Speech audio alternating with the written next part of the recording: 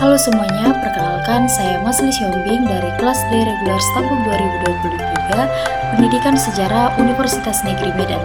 Nah, pada kesempatan ini saya ingin mengajak kalian untuk melihat kembali sebuah potongan sejarah yang terekam dalam sebuah foto lama, yaitu gambar gereja HKBP Aiktio di Angkola, Pangaluan sekitar tahun 1909 yang merupakan bagian dari jejak pelayanan misi Jerman di Tanah Batak. Foto ini bukan hanya menampilkan sebuah bangunan, tetapi juga menyimpan cerita tentang kehidupan, iman, dan juga budaya masyarakat pada masa awal abad ke-20. Nah, jika kita perhatikan, gereja ini berdiri di lingkungan yang masih sangat alami. Di bagian belakang, tampak perbukitan dan pepohonan lebat yang menunjukkan bahwa bangunan ini berada di wilayah pedalaman yang relatif jauh dari pusat kota. Di bagian depan terlihat tanah lapang yang ditumbuhi oleh rumput liar tanpa adanya pengerasan tanah atau jalan beraspal.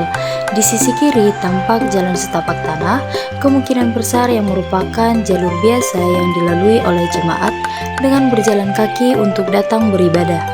Sekitar bangunan juga terlihat pagar kayu sederhana yang berfungsi sebagai penanda batas area gereja. Di sisi kanan berdiri bangunan kecil tambahan yang kemungkinan berfungsi sebagai rumah pendeta, gudang, atau tempat persiapan pelayanan. Semua ini menunjukkan bahwa gereja ini menjadi pusat kehidupan rohani dan sosial masyarakat kecil yang tinggal di kawasan pedalaman. Bangunan gereja ini memiliki bentuk memanjang dengan struktur persegi panjang. Dindingnya tampak berasal dari kayu yang dicat dengan warna terang yang memberikan kesan bersih dan sederhana.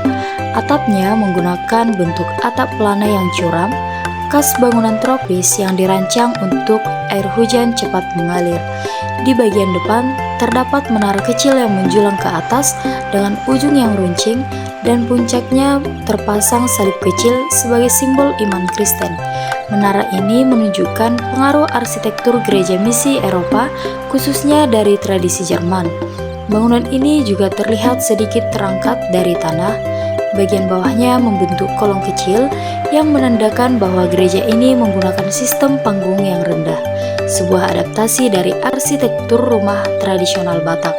Struktur panggung ini bertujuan untuk menghindari kelembapan tanah, melindungi bangunan dari banjir kecil dan lumpur, serta mengurangi risiko serangan hewan liar atau serangga.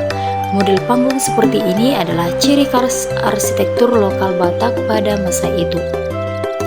Di depan pintu gereja terlihat sekelompok orang berdiri berjejer. Dari pakaian yang mereka kenakan, terlihat bahwa mereka kemungkinan adalah jemaat gereja atau tokoh masyarakat setempat. Beberapa pria terlihat mengenakan kemeja atau jas sederhana, ciri dari pengaruh Eropa, menggunakan celana panjang gelap serta topi khas masa kolonial. Sementara yang lain tampak mengenakan pakaian tradisional Batak yang sederhana namun tertutup.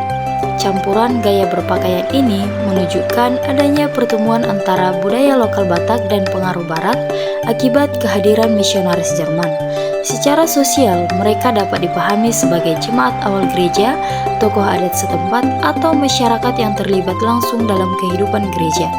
Foto ini memperlihatkan bagaimana gereja tidak hanya menjadi tempat ibadah, tetapi juga ruang bertemunya perubahan budaya dan spiritual.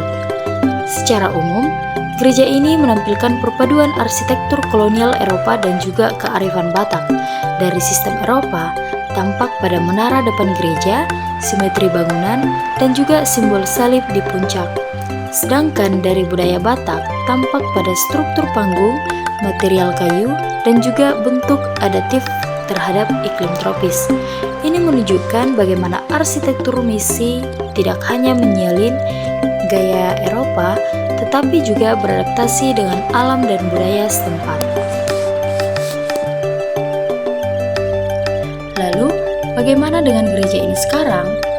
Sayangnya, hingga saat ini tidak ditemukan dokumentasi visual yang jelas mengenai kondisi bangunan gereja HKBP Aiktio di masa sekarang.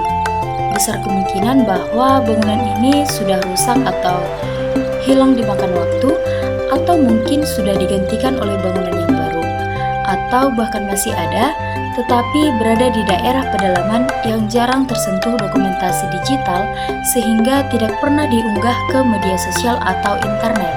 Seperti banyak bangunan bersejarah di pelosok Nusantara, gereja ini mungkin kini hanya hidup dalam cerita foto lama, ingatan masyarakat dan juga catatan sejarah. Namun justru disitulah maknanya bahwa sebuah bangunan kecil di pedalaman pernah menjadi saksi lahirnya iman, pertumbuhan budaya, dan juga perjalanan panjang dari sebuah komunitas. Sekian hasil dari penjelasan saya mengenai Gereja HKBP Pangaloan pada sekitar tahun 1909. Semoga bermanfaat dan terima kasih.